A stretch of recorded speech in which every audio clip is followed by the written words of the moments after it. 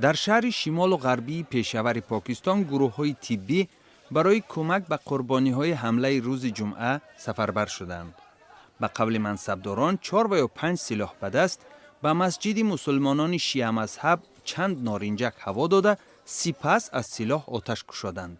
آنها می‌افزایند که یکی از سلاح به دستان مواد ترکنده‌ای در تنش پنهان نموده را فعال کرد. طالبان پاکستان مسئولیت این حمله را که 10 نفر را کشته و یا زخمی به جای گذاشت بر دوش گرفتند. 2 هفته پیش از حمله پشاور در جنوب پاکستان حمله انتحاری در مسجد مسلمانان شیعه مذهب حیات کمش 61 کس را از بین برد. در پایتخت مکدونیا شهر اسکوپیه دانشجویان مخالف به قانون نوی معلومات عالی 3 روز است که بناهای دانشگاه را اشغال کردند. دانشجویان بناهای بزرگترین دانشگاه را تحت تصرف گرفته اصرار می‌ورزند که تا زمان لغو لایحه قانون نوی معلومات عالی بناها را ترک نخواهند کرد. آنها میگویند این سند مختاریت دانشگاه ها را از بین میبرد. اعتراضگران طلب کردند که وزارت معارف نمایندگان دانشجویان را به ارزیابی قانون نو شامل کند.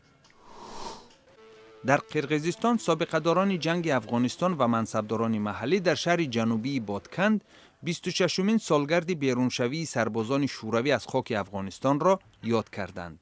اشتراک کنندگان این مراسم در نزد مجسمه قرقیزانی که در عملیات نظامی اتحاد شوروی در افغانستان جان داده اند گل گذاشتند. سربازان شوروی بعد تجاوز 9 ساله 15 فوریه سال 1989 از افغانستان خارج شده اند. در این عملیات بیش از 7000 قرقیز اشتراک نموده 252 نفر آنها در افغانستان به هلاکت رسیده اند.